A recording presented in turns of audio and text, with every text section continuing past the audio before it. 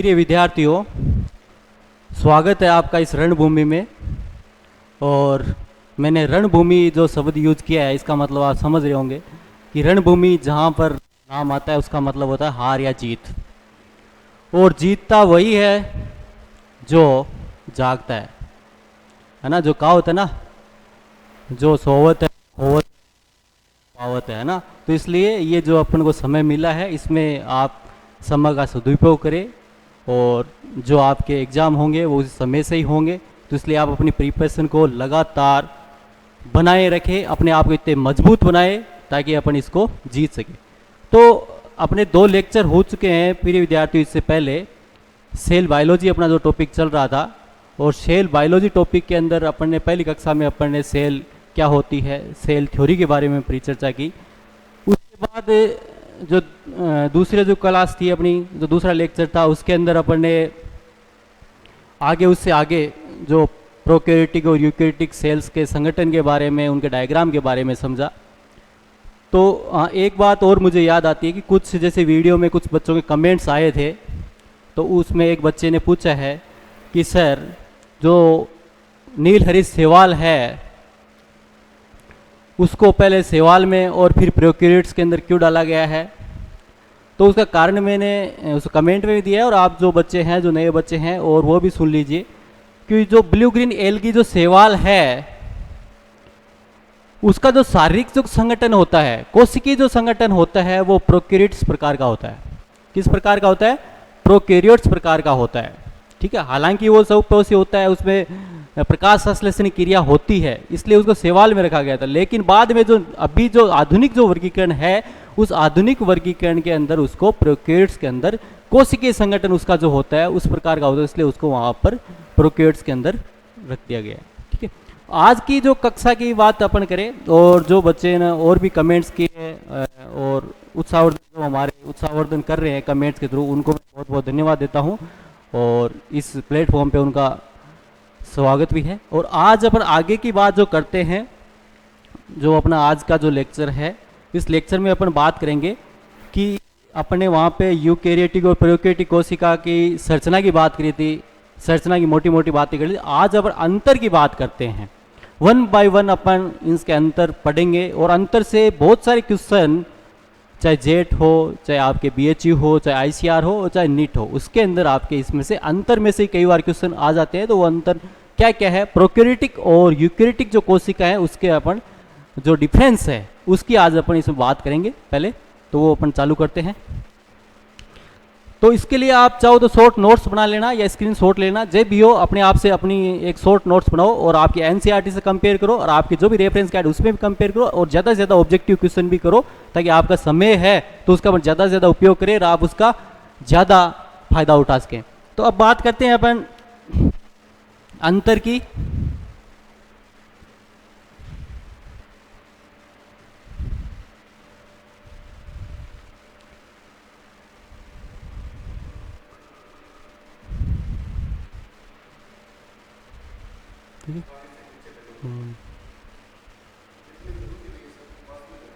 ठीक है, अजय।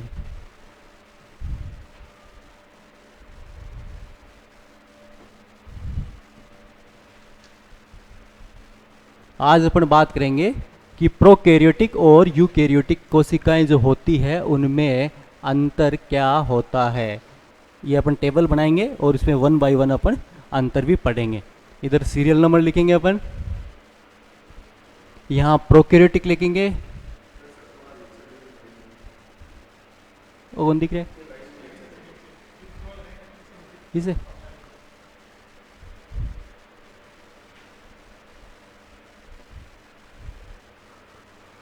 यहाँ प्रोकैरियोटिक सेल, और इधर यूकैरियोटिक सेल। इनकी अपने स्ट्रक्चर तो पढ़ी थी, है ना। और आज अपन अंतर भी इनके बारे में कर लेते हैं। 1 बाय 1 अंतर लिखेंगे, आप चाहो तो इनको नोट डाउन भी करते रहना, और ठीक है इस प्रकार। तो सबसे पहला जो अंतर आता है, यहाँ पे कैरेक्टर लिखेंगे, किस कैरेक्टर के आधार पर इनको अपन डिफरेंशिएट कर रहे हैं। किस कैरेक्टर के आधार पर? तो सीरियल नंबर 1। और जो सबसे पहला जो कैरेक्टर आता है वो अपन ले रहे हैं कि इनके उदाहरण क्या है, एग्जाम्पल्स क्या है। भाई प्रोकैरियोट्स के अंदर क्या आते हैं, कौन से जीव आते हैं, और यूकैरियोट्स के अंदर कौन से आते हैं। तो सबसे पहले अपन इनके एग्जाम्पल या उदाहरण की बात करें।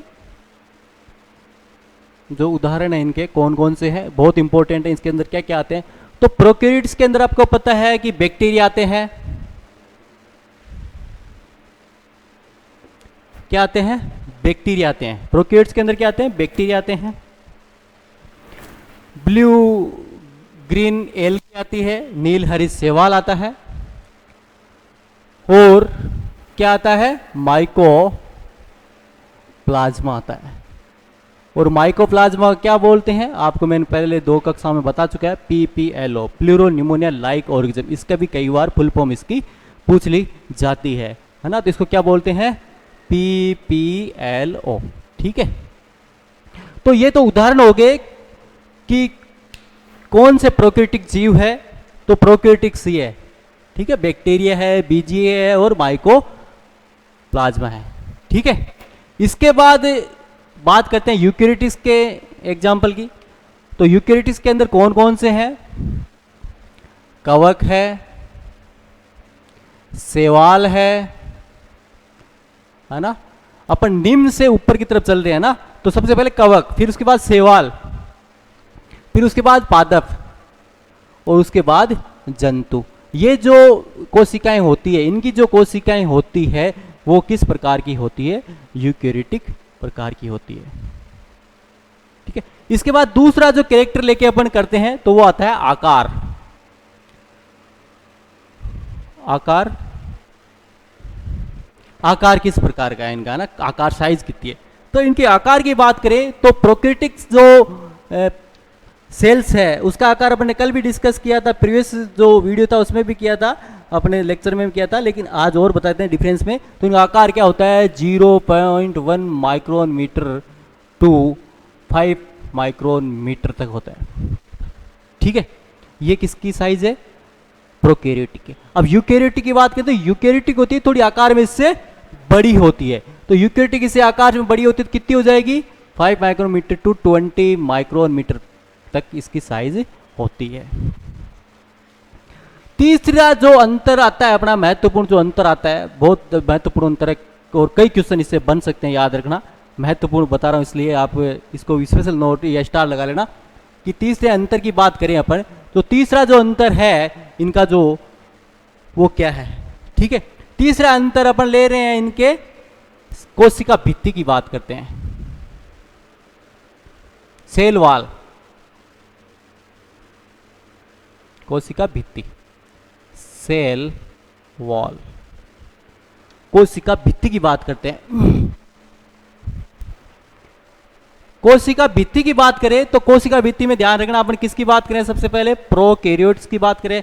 तो प्रोकैरियोट्स में अपन ने बैक्टीरिया में प्रीवियस जो अपना लेक्चर था उसमें अपन ऑलरेडी मैं बता चुका हूं आपको, और यहां पर भी आप ध्यान देना कि जो जीवाणु होते हैं है ना, उनकी जो बनी हुई होती है, जो सेल वॉल होती है, कोशिका भित्ति होती है, कोशिका भित्ति होती है। इसमें जो प्रोकैरियोट्स की जो कोशिका भित्ति होती है वो किससे बनी होती है, पेप्टाइडोग्लाइकेन से, पेप्टिडोग्लाइकेन से बनी हुई होती है। याद रखना ना, स्टार लगाता हूँ, इंपॉर्टेंट है ये वाला जो अंतर है, बहुत इंपॉर्टेंट है, क्वेश्चन बन सकता है, यहाँ से क्वेश्चन आ सकता है।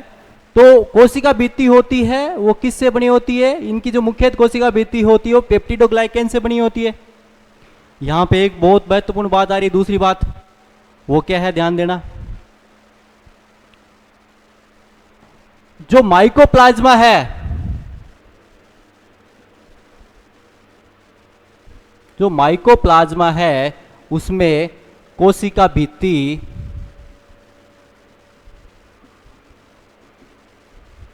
अनुपस्थित होती है। बहुत इंपॉर्टेंट बात है।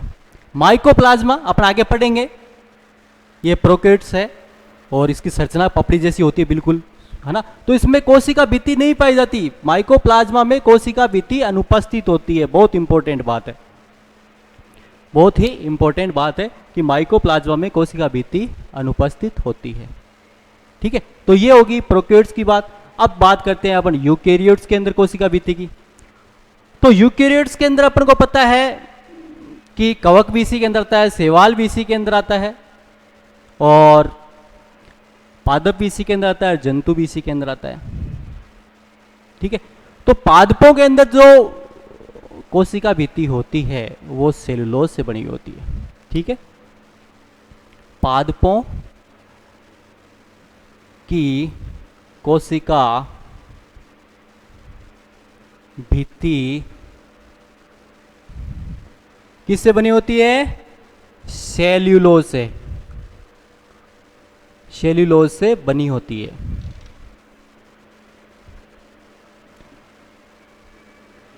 और कवक जो फंजाई होते हैं इनकी कोशिका भित्ति काइटिन से बनी होती है। अपन आगे अलग से पढ़ेंगे इसको, है ना, लेकिन यहाँ पे अपने अंतर में इसकी पादपों की बात कर लेते हैं, है ना।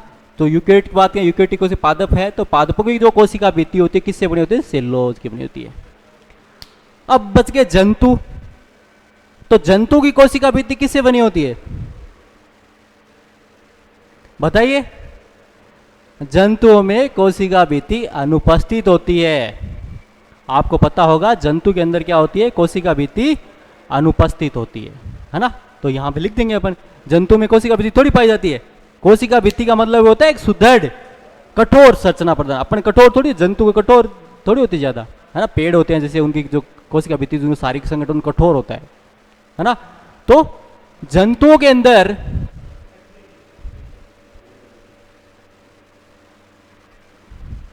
कोशिका भित्ति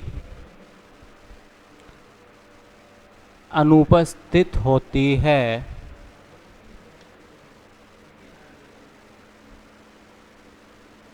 ये हो गया अपना तीसरा अंतर। 3 अंतर हो चुके हैं।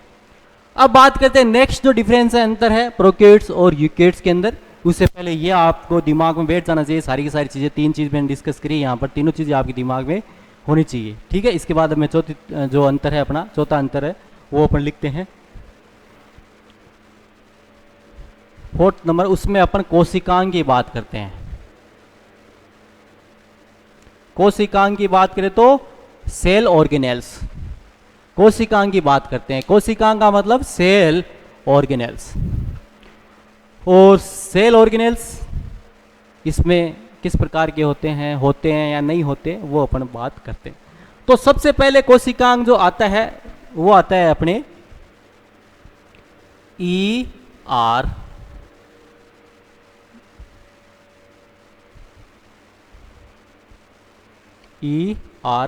ER क्या होता है?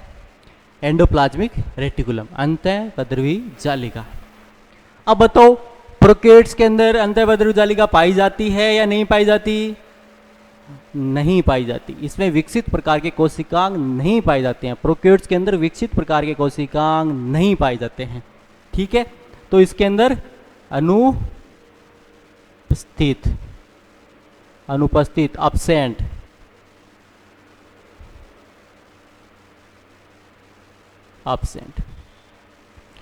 यूकेरियोट्स के अंदर पाई जाती है, उपस्थित,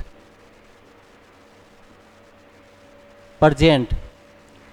अब उपस्थित है तो कुछ कार्य भी करेगी। अंतःपद्रवी जालिका उपस्थित है तो उपस्थित है तो कुछ ना कुछ कार्य करेगी। कार्य क्या करेगी? कार्य क्या करती है? परिवहन का कार्य करती है। और परिवहन का मतलब क्या होता है? किन्हीं पदार्थों का संचरण करना, परिवहन का कार्य। और परिवहन का कार्य कहां से करती है?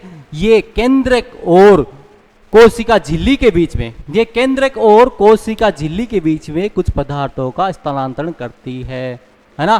तो ये परिवहन का कार्य करती है। इसके बाद आगे चलते हैं नेक्स्ट कोशिकांग की।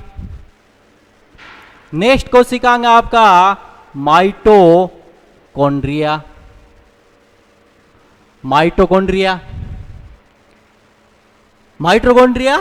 इधर प्रोकैरियोट्स के अंदर अनुपस्थित होता है। प्रोकैरियोट्स के अंदर अनुपस्थित होता है, अब्सेंट होता है। और उसकी जगह मैंने कल बताया था और प्रीवियस लेक्चर के अंदर अपने बात की थी, उसकी जगह मीजोसोम पाया जाता है जो इसका कार्य करता है ना। तो यहां पर क्या लिखेंगे अपन? वो का वही अनुपस्थित, एब्सेंट। इधर उपस्थित प्रेजेंट, और प्रेजेंट होगा तो कुछ ना कुछ कार्य भी करेगा। तो माइटोकॉन्ड्रिया क्या कार्य करता है? श्वसन का कार्य करता है, रेस्पायरेशन का कार्य करता है। सेलुलर रेस्पायरेशन माइटोकॉन्ड्रिया के अंदर ही होते हैं। कोशिकीय श्वसन जो होता है क्या होता है अपन बात करेंगे, है ना। कोशिकीय जो श्वसन क्रिया होती है वो कहाँ? माइटोकॉन्ड्रिया के अंदर ही होती है।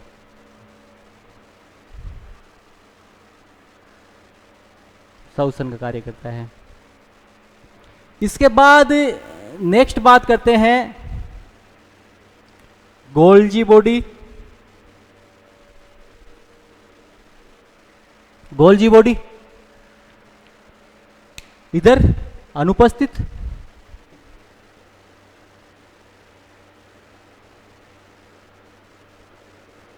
एब्सेंट, इधर उपस्थित। और कार्य क्या करती है?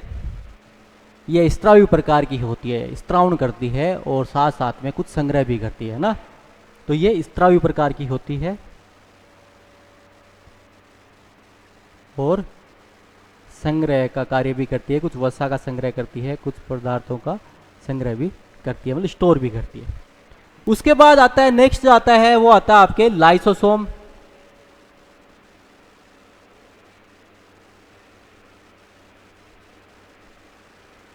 लाइसोसोम,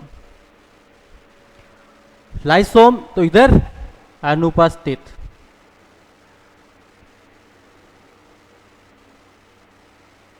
एब्सेंट, और इधर उपस्थित।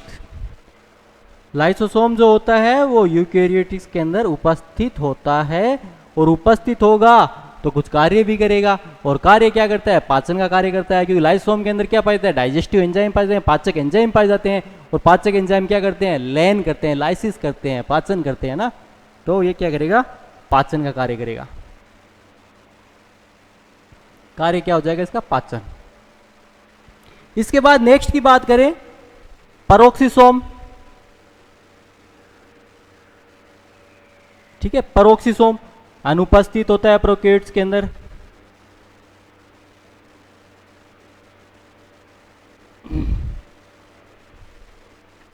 एब्सेंट, इधर यूकेरियोट्स के अंदर उपस्थित होता है प्रोक्सिसोम, और उपस्थित होगा तो कार्य भी करेगा। तो कार्य क्या करता है? विघटन का कार्य करता है। ये जो प्रोक्साइड वगैरह हाइड्रोजन प्रोक्साइड बन जाता है उसको तोड़कर, हाइड्रोजन प्रोक्साइड जो कुछ विषाक्त पदार्थ बन जाते हैं उनको तोड़कर, है ना, एंटीऑक्सीडेंट की तरह कार्य करेगा ये। और एंटीऑक्सीडेंट की तरह कार्य करेगा तो उनको तोड़ देता है, जिससे क्या होता है? कम विषाक्त पदार्थ बनते हैं। तो उनका विघटन का कार्य भी ये करता है। इसके बाद जो नेक्स्ट जो कोशिकांग है आपका, है ना, ये जो मुख्य रूप से जो कोशिकांग है वो बात करिए अपन ने। इसके बाद कुछ सूक्ष्म नलिकाएं, माइक्रोट्यूब्यूल,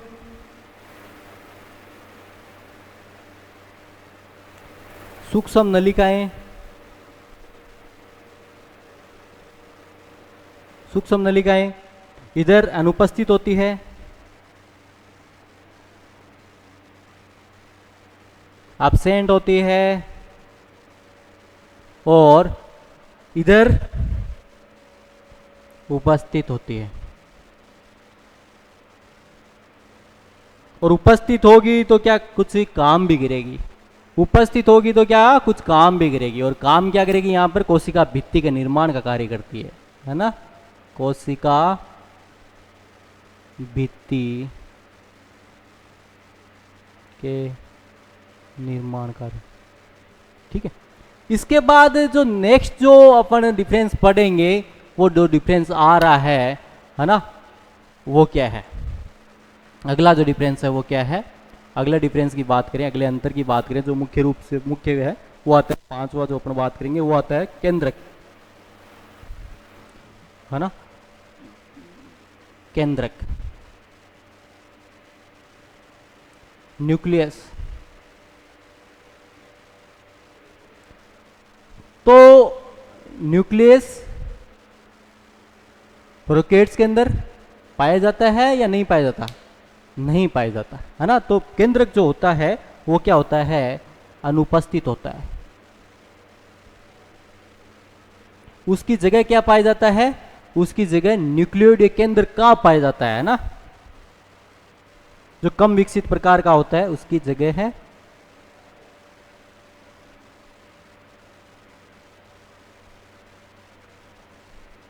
केंद्र का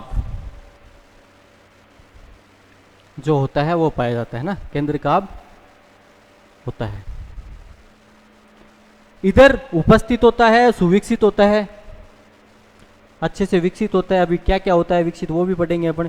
सुविकसित होता है ना, सुविकसित होता है, उपस्थित होता है, उपस्थित होता है। अब केंद्र के अंदर बात करें तो केंद्र के अंदर क्या क्या होता है? केंद्र के अंदर केंद्रक झिल्ली होती है,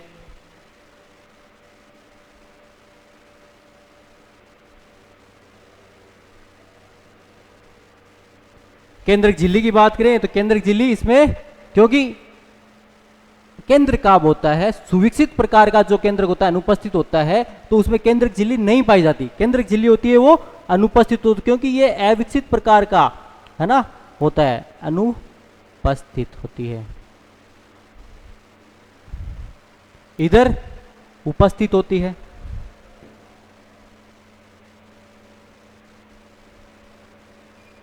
उपस्थित होती है केंद्रक झिल्ली। यूकेरियोट्स में तो उपस्थित होती है ना, विकसित प्रकार का होता है इसलिए। अब अगला जो अंतर की बात करें तो अपन ऊपर लिख लेते हैं, नीचे दिखेगा नहीं आपको, ये मिटा देता हूं मैं वापस। आप स्क्रीनशॉट लेना चाहे तो पीछे जाके स्क्रीनशॉट ले लेना।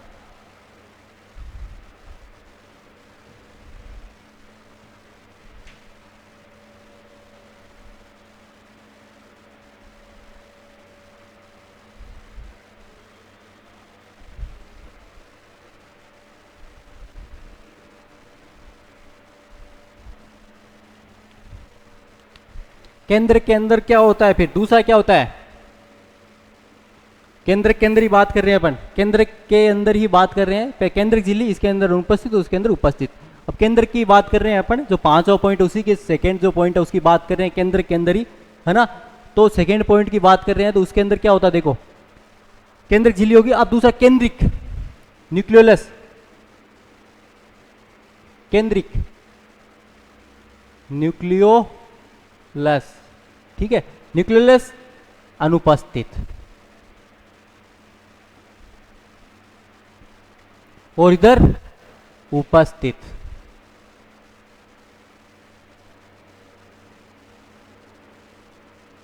और उपस्थित होता है तो कुछ कार्य भी करता है, कोई प्रेजेंट होता है तो वो कार्य भी करता है। तो कार्य क्या करेगा? ये टीआरएनए का निर्माण करता है ना। टीआरएनए होता है तो ट्रांसफर आरएनए होता है, और केंद्र के अंदर ही बंदा टीआरएनए का निर्माण कार्य करता है। याद रखना बहुत इंपॉर्टेंट बात है ये। जो केंद्रिक होता है उसका काम क्या होता है? टीआरएनए का निर्माण करना। इसके बाद इसके अंदर बात करते हैं, इसी केंद्र के अंदर तीसरे पॉइंट की बात करते हैं, आनुवंशिक पदार्थ। आनुवंशिक जो पदार्थ होते हैं वो क्या होते हैं? आनुवंशिक जो पदार्थ होते हैं है ना, जो कोशिका द्रव्य में जो डीएनए होता है इनका, जो आनुवंशिक पदार्थ तो मुख्य होता है, बिखरे रहते हैं, जिसको अपने केंद्र का आप कहते हैं, बिखरे हुए होते हैं। इधर की बात करें तो आनुवंशिक जो पदार्थ जो डीएनए होता है,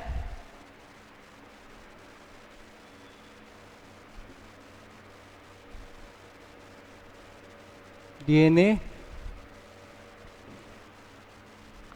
केंद्रक झिल्ली से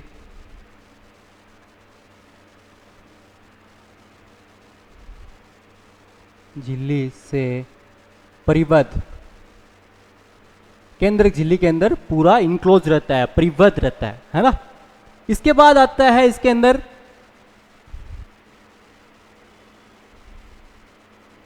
हिस्टोन प्रोटीन बहुत इंपॉर्टेंट है, कई बार पूछा जाता है, डायरेक्ट क्वेश्चन आ जाता है हिस्टोन प्रोटीन का।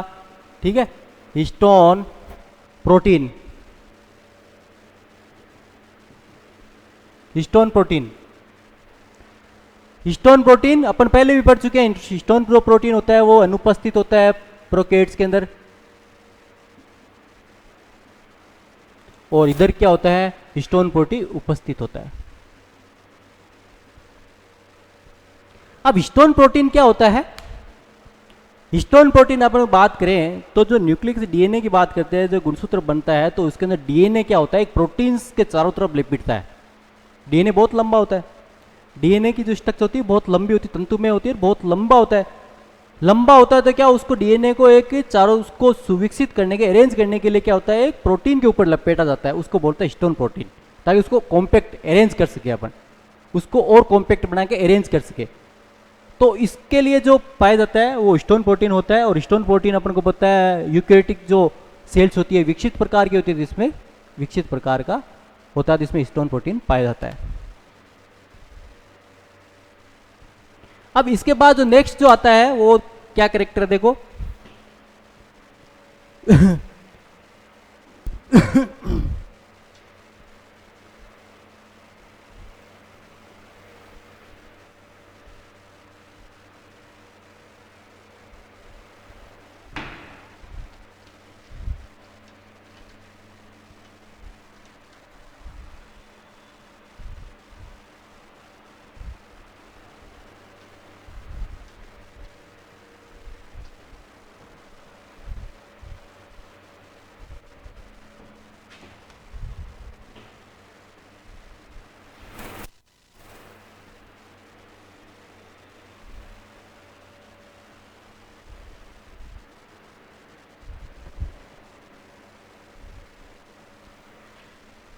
जो नेक्स्ट जो डिफरेंस का कैरेक्टर है वो आता है तारकाय, सेंट्रोसोम, तारकाय। तारकाय की बात करें तो तारकाय इधर अनुपस्थित होता है, हाँ? इधर अनुपस्थित होता है, इसका कोई काम ही नहीं होता, यहाँ पे अनुपस्थित होता है, इधर उपस्थित होता है। तारकाय जो होता है उपस्थित होता है, लेकिन उपस्थित किन में होता है, ये बहुत इंपॉर्टेंट बात है, ये बहुत इंपॉर्टेंट पार्ट है, बात है यहाँ पर। जंतु कोशिका में उपस्थित होता है, किसमें, जंतु कोशिका में। जो तारकाय होता है वो जंतु कोशिका में उपस्थित होता है, पादप कोशिका में तारकाय नहीं पाया जाता है ना, पादप कोशिका में, पादप कोशिका में नहीं पाया जाता है, याद रखना है ना। तारकाय सेंट्रोसोम, अभी बताऊंगा इसका क्या फंक्शन होता है। तारकाय प्रोकैरियोटिक सेल्स के अंदर अनुपस्थित और यूकैरियोटिक सेल के अंदर केवल जंतु कोशिका के अंदर उपस्थित होता है, और पादप कोशिका के अंदर अनुपस्थित नहीं होता है। अब इसका काम क्या होता है, तारकाय जो सेंट्रोसोम होता है ये दो सेंट्रियोल तारक केंद्रों से मिलकर बना होता है। अपन जब कोशिका विभाजन पढ़ेंगे तब वहां पे बात आएगी कि ये दो तारक केंद्रों से मिलकर बना होता है। तारक केंद्रों से तर्कु तंतुओं का निर्माण होता है, और तर्कु तंतु क्या काम आते हैं, जो तंतु होते हैं, तर्कु तंतु क्या करते हैं, तर्कु तंतु जो होते हैं, तर्कु तंतु जब भी गुणसूत्रों का विभाजन होता है, समझा, गुणसूत्र का जब विपरीत ध्रुवों की तरफ जब गमन होता है तो उनको खींचने के लिए जो रस्सियां डाली जाती है, जो तंतु बनते हैं उनको विपरीत ध्रुवों की तरफ खींचते हैं, वो तर्कु तंतु होते हैं। और वो तर्कु तंतु जंतुओं में तारक केंद्रों से बनते हैं। तारक केंद्र किसका भाग है, तारकाय का भाग है। अब पादप कोशिका में अनुपस्थित तो कैसे होता है, पादप कोशिका के अंदर तर्कु तंतु बनते हैं, अभी अपन डिफरेंस पढ़ेंगे जंतु और पादप कोशिका के अंदर, तो तर्कु तंतु बनते हैं, लेकिन वो तर्कु तंतु बनते हैं तो जीवद्रव्य के अंदर कुछ प्रोटीन्स होते हैं, उनसे तर्कु तंतु का निर्माण होता है। तो ये बात होगी। इसके बाद बात करते हैं कशाभिकाएं, जो फ्लैजिला होती है वो कशाभिकाएं, जो प्रोकैरियोट्स होते हैं उनमें परासूक्ष्म होती है, बहुत ही सूक्ष्म होती है, याद रखना, परासूक्ष्म होती है, और जो इनका अरेंजमेंट है 0+1 प्रकार का होता है।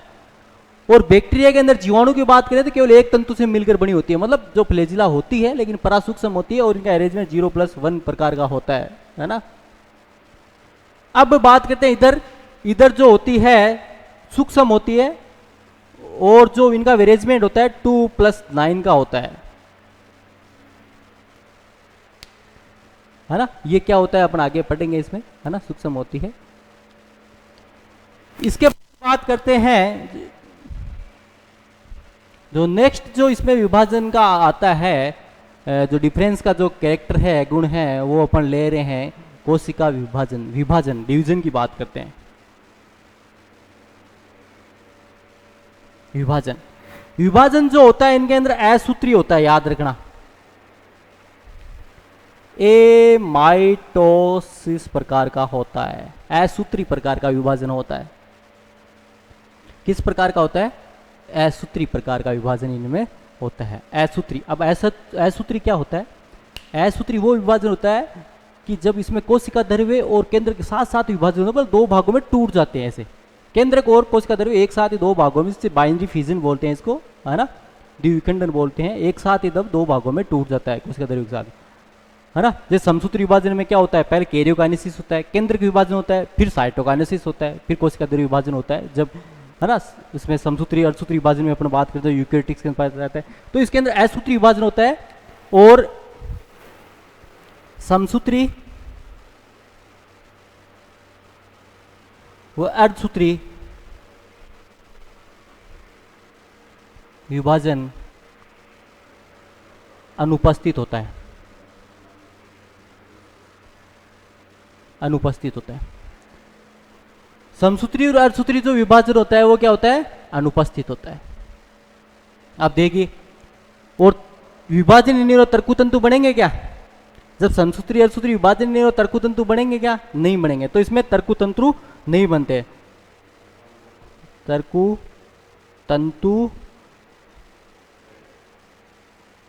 नहीं बनते हैं। इधर की बात करें, इधर की बात करें तो इधर देखिए, इधर विकसित प्रकार का पाया जाता है ना, समसूत्री और अर्धसूत्री विभाजन पाया जाता है, सूत्री विभाजन पाया जाता है।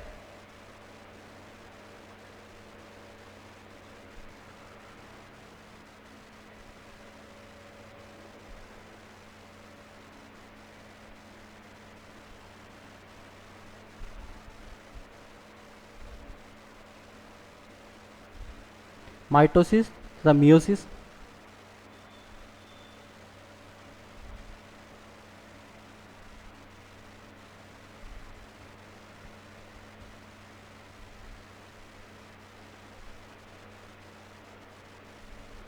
जाता है।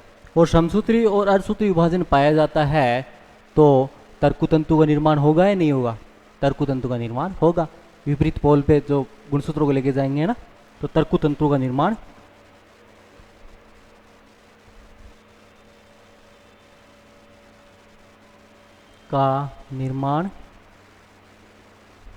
होता है।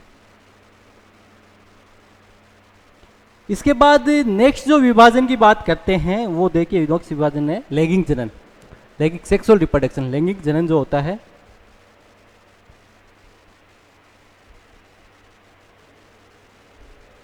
जनन जो होता है ना, जो लैंगिक जनन जो होता है अनुपस्थित होता है इधर प्रोकैरियोट्स के अंदर। जो सत्य लैंगिक जनन होता है वो अनुपस्थित होता है और इधर उपस्थित होता है। लैंगिक जनन का मतलब क्या होता है? गैमेट्स बनना, नर और मादा गैमेट्स बनना, फिर उनका फ्यूजन होना, फिर जाइगोट बनना, ये लैंगिक जनन के अंदर आता है। और लैंगिक जनन की ये होता है, जो सत्य लैंगिक जनन जो होता है इसके अंदर अनुपस्थित हो रहा है, इसके अंदर लैंगिक जनन जो होता है वो उपस्थित होता है। इसके बाद जो नेक्स्ट जो कैरेक्टर आता है वो आता है इसकी जीवद्रव्य कला।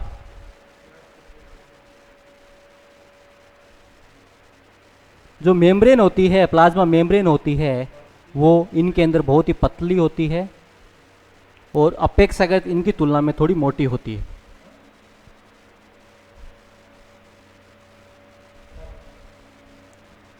और प्रोकैरियोट्स और यूकैरियोट्स के ऊपर अंतिम जो अंतर पढ़ने जा रहे हैं वो देखिए क्या है, वो आता है लास्ट में आपका 11 नंबर का, तो श्वसन लास्ट, है ना, क्या आएगा? श्वसन। यहाँ लिख लेता हूँ, श्वसन। श्वसन, इनके अंदर अवायवीय श्वसन होता है।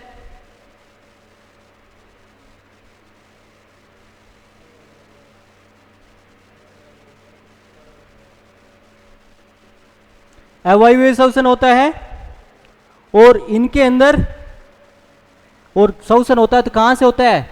झिल्ली के द्वारा होता है, प्लाज्मा झिल्ली के द्वारा होता है। और इधर जो श्वसन होता है वो वायवीय होता है और कहां होता है? माइटोकॉन्ड्रिया के अंदर होता है। क्या के अंदर होता है? तो ये अंतर है।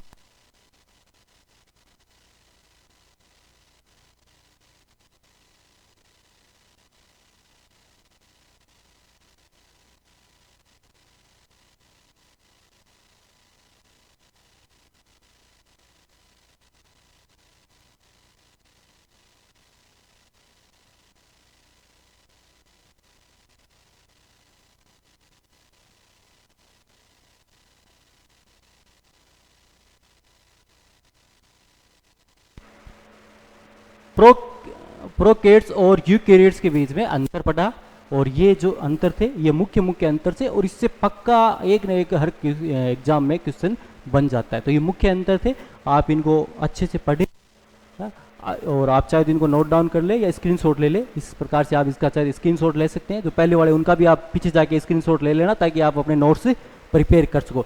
सुंदर से अच्छे से नोट्स बनाइए इनके आप।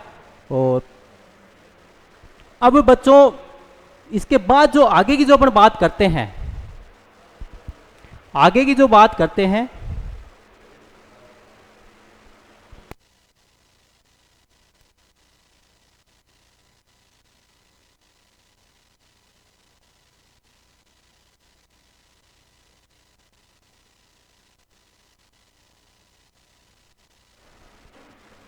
अब आगे अपन इसमें बात करते हैं, एक डिफरेंस और पढ़ते हैं जो बहुत इंपॉर्टेंट है, जो बहुत इंपॉर्टेंट डिफरेंस है उसकी बात करते हैं, अंतर। तो वो अंतर क्या है? अब बात करते हैं अपन जंतु कोशिका और पादप कोशिका में अंतर। अपन ने प्रोकैरियोट्स और यूकैरियोट्स के बीच में अंतर पढ़ लिया, ठीक है। प्रोकैरियोट्स यूकैरियोट्स के बीच में, अब यूकैरियोट्स के अंदर जंतु कोशिका भी है, पादप कोशिका भी है, उनकी शारीरिक संगठन स्ट्रक्चर थोड़ी बहुत अलग होती है ना। तो उनके अंतर भी अपन क्या करेंगे, अब इनके बीच में अंतर अपन पढ़ते हैं कि जंतु कोशिका और पादप कोशिका के अंदर जो डिफरेंस है वो क्या है।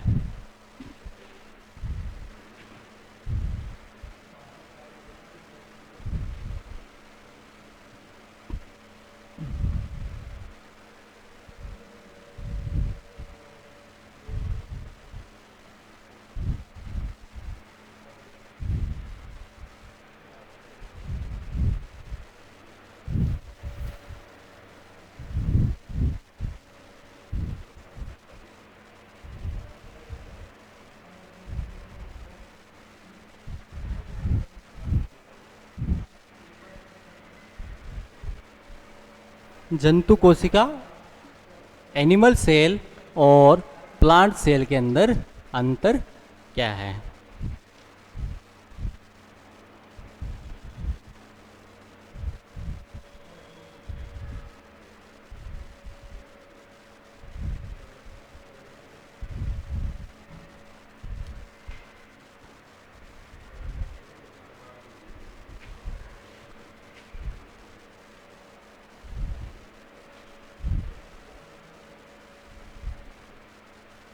पादप कोशिका, कई बार क्वेश्चन आ जाता है बच्चों, है ना, आता इजी है लेकिन अपन को घुमा देता है, इसलिए ज़रूरी है कि अपन ये डिफरेंस भी याद रखें। डिफरेंस से अपने कई क्वेश्चन कवर हो जाते हैं।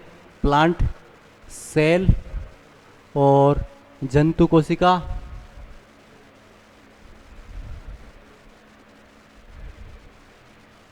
एनिमल सेल, ठीक है। तो सबसे पहला जो अंतर की बात करते हैं, तो सबसे पहले अंतर की बात करते हैं कि जो पादप कोशिका होती है, जो पादप कोशिका होती है, प्लांट सेल होती है, उसके बाहर प्लाज्मा झिल्ली के बाहर सेलुलोज से निर्मित मर्द कोशिका भित्ति पाई जाती है, अपन पढ़ते आ रहे हैं। तो पादप कोशिका में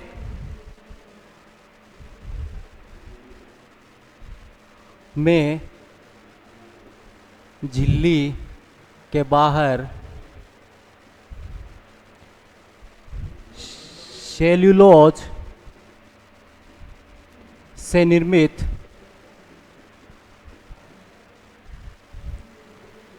कोशिका भित्ति पाई जाती है। इधर जंतु कोशिका में कोशिका भित्ति पाई जाती है क्या? जंतु कोशिका में कोशिका भित्ति नहीं पाई जाती, तो इधर अनुपस्थित होती है।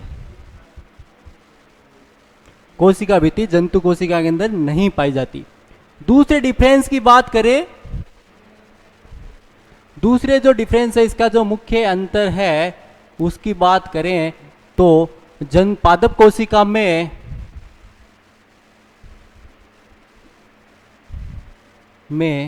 बड़ी केंद्रकीय रिक्तिका, अपन ने कल जो डायग्राम बनाया था उसमें देखा था, एक बड़ी केंद्र की रिक्तिका पाई जाती है जो संग्रह का कार्य करती रिक्तिका पाई जाती है। क्या जाती है? पाई जाती है। बड़ी केंद्र की रिक्तिकाएं पाई जाती है। इधर रिक्तिका नहीं पाई जाती है ना, अनुपस्थित होती है, होती है। तीसरे अंतर की बात करें तो लवक पादप कोशिका में लवक पाए जाते हैं, जंतु कोशिका में लवक नहीं पाए। लवक का मतलब क्या होता है? जो परिणहित क्लोरोप्लास्ट वगैरह होते हैं। अपन हरे थोड़ी होते हैं, हरे कलर के होते हैं क्या? हरे कलर के नहीं होते ना, तो हरे कलर के नहीं होते इसलिए मतलब क्या है? पादप कोशिका है। गाय भैंस भी हरे कलर की थोड़ी होती है, तो इसका मतलब पादप कोशिका में तो पाए जाते हैं लवक, और इधर लवक नहीं पाए जाते जंतु कोशिका में ना, तो लवक पाए जाते हैं। और ये विभिन्न प्रकार के होते हैं, आपको पता ही है। लवक होते हैं जैसे क्लोरोप्लास्ट है, क्रोमोप्लास्ट है। क्लोरोप्लास्ट जो हरित होते हैं, हरित लवक होते हैं। क्रोमोप्लास्ट जो रंगीन होते हैं, हरे को छोड़कर जो जितने भी रंग होते हैं क्रोमोप्लास्ट के अंदर आते हैं। इसके बाद ल्यूकोप्लास्ट जो कलर विहीन जो होते हैं लवक होते हैं, ल्यूकोप्लास्ट। ये तो इस प्रकार लवक होते हैं, वो भी विभिन्न प्रकार के होते हैं। साथ में बताऊं, कवकों में और जो प्रोकैरियोट्स होते हैं उनके अंदर लवक नहीं पाई जाती, याद रखना है ना। कवक्स होते हैं उनके अंदर लवक नहीं पाए जाते। इधर बात करें तो अपने अंदर तो अनुपस्थित होते हैं जंतुओं के अंदर।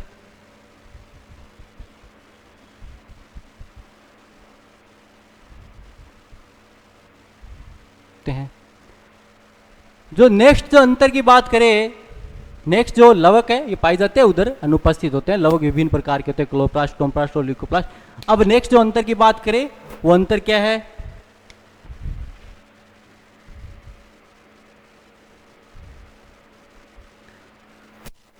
पादप कोशिका में कुछ कवकों व शैवालों को छोड़कर, इसमें एक लाइन आती है याद रखना, कुछ कवकों शैवालों को छोड़कर जो तारकाएं होते हैं वो अनुपस्थित होते हैं, है ना। इनमें कुछ कवकों, कुछ अपवाद है, कुछ कवकों व शैवालों को छोड़कर तारकाएं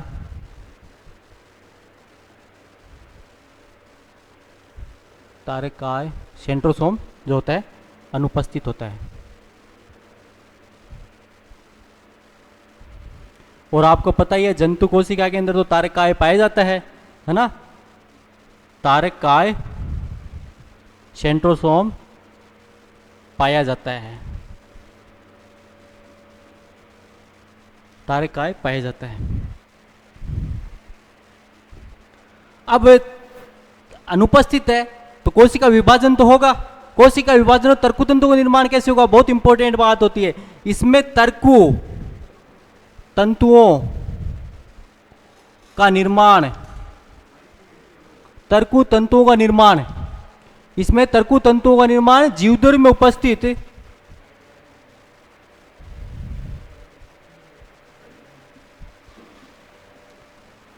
प्रोटीन उससे होता है। जीवदर में कुछ प्रोटीन पाए जाते हैं, उससे होता है। और इसमें तारक काय पाए जाता है, तारक काय पाए जाते, तारक केंद्र भी होंगे, तो इसमें तर्कतंतु निर्माण तारक केंद्रों से होता है।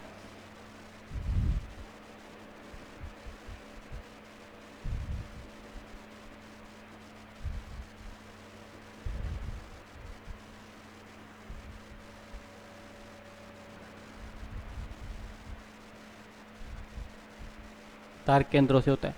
इसके बाद नेक्स्ट जो अंतर की बात करें, नेक्स्ट जो अंतर है वो क्या होता है कि पादप कोशिकाएं होती है अपन निकल पटी स्ट्रक्चर, तो उसके बीच में क्या होते हैं, गर्त पाए जाते हैं। गर्तों में क्या होता है कि दो पादप कोशिकाओं के बीच में, जीवदरे के बीच में जो सामंजस्य बना के रखता है वो तंतु पाए जाते हैं, उनको क्या बोलते हैं, जीवदरे तंतु बोलते हैं, प्लाज्मोडेस्माटा पाए जाते हैं। तो इधर क्या होते हैं, जीवदरे में जो सामंजस्य बनाने के लिए क्या होते हैं, प्लाज्मोडेस्माटा।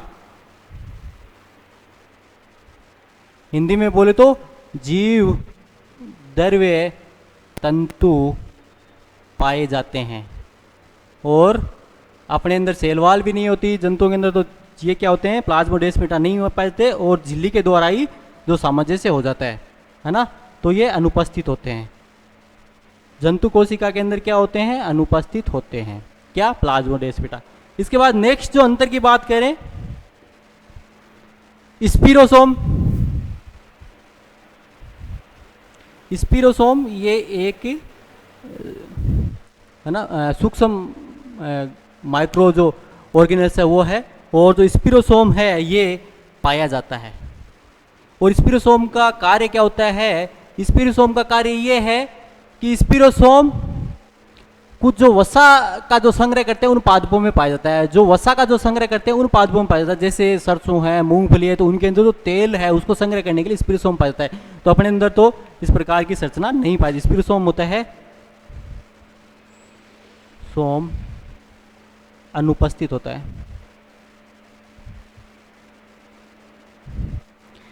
इसके बाद नेक्स्ट जो अंतर की बात करें, नेक्स्ट जो अंतर है 8वां, आगे के अंतर बात करें अपन, है ना, तो इसके अंदर जब कोशिका विभाजन होता है, कोशिका जो विभाजन होता है, तो उस दौरान जो बीच में कोशिकाओं के बीच में कोशिका पट बनता है। ठीक है, तो कैसे, यहां देखना कि अपन बात कर रहे हैं, ये दिख रहा है, ठीक है। यहाँ पे देखो, जब पादप कोशिका की बात करते हैं तो पादप कोशिका में जब लास्ट जो अंत्यावस्था टेलोपेज अवस्था होती है और जब दो केंद्रक स्पष्ट केंद्रक बन जाते हैं, फिर क्या होती है, साइटोकाइनेसिस होता है। कैरियोकाइनेसिस हो गया, उसके बाद साइटोकाइनेसिस होता है। साइटोकाइनेसिस होता है, बीच में क्या होता है, पट बनता है ना। तो पट का निर्माण जो होता है इसमें कहाँ से, केंद्र से परिधि की ओर होता है, केंद्र से परिधि की ओर होता है। पट का जो निर्माण होता है, जो कोशिका पट की बात करते हैं, वो केंद्र से परिधि की तरफ होता है। ठीक है, तो इसमें अपन क्या करेंगे, जब कोशिका विभाजन होता है, कोशिका विभाजन के दौरान दो पुत्री कोशिकाओं के बीच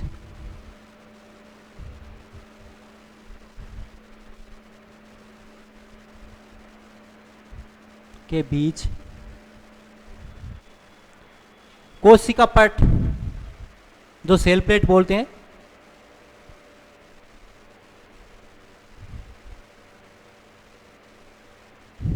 का निर्माण, कोशिका पट का निर्माण केंद्र से परिधि या बाहर झिल्ली की तरफ होता है, या झिल्ली की तरफ होता है।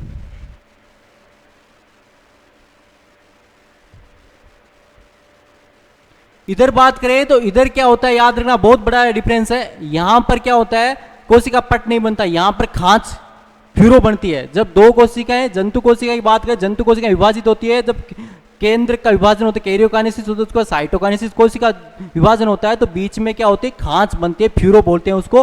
और फ्यूरो जो होती है वो इस प्रकार से बनती है, देखो, है ना, ये जब दो केंद्रक बन गए तो जो ये जो झिल्ली है, यहां से परिधि से, मतलब झिल्ली से केंद्र की तरफ होता है इसमें, है ना, उल्टा उसका, है ना, तो इसको बोलते हैं फ्यूरो, खांच हुई थी। तो इसके अंदर अपन बात करें तो इनके अंदर कोशिका विभाजन के दौरान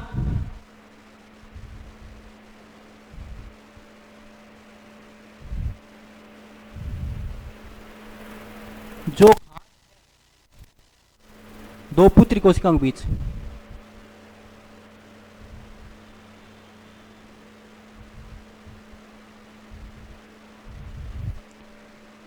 झिल्ली से केंद्र की तरफ बनती है। ठीक है, झिल्ली से केंद्र की तरफ बनती है। तो डियर स्टूडेंट, ये आज अपन ने जो इस कक्षा में डिस्कस किया है, ये अपन ने दो डिफरेंस बहुत महत्वपूर्ण, जो सेल बायोलॉजी के अंदर दो बहुत महत्वपूर्ण डिफरेंस आते हैं जो आपके टिप्स में होने चाहिए और यहाँ से क्वेश्चन पक्का बन जाते हैं। तो ये अपन ने सबसे यूकेरियोटिक प्रोकैरियोटिक कोशिका के बीच में पढ़ा, उसके बाद जंतु और पादप कोशिका के बीच पढ़ा। तो आप समय निकाल के जितने भी आप इसके जो ऑब्जेक्टिव हो, जो भी आपके पास रेफरेंस हो, हम भी आप जब आपका जो टेस्ट लेंगे उसमें देंगे, आपको कुछ इंपॉर्टेंट क्वेश्चन देंगे, तो ये आप ज़्यादा से ज़्यादा इसको कवर कीजिए ना। तो इसके बाद अगली कक्षा में अपन जो पढ़ेंगे वो पढ़ेंगे कोशिका जो भित्ति होती है, जो सेल वॉल होती है, और कोशिका झिल्ली के बारे में डिस्कस करेंगे।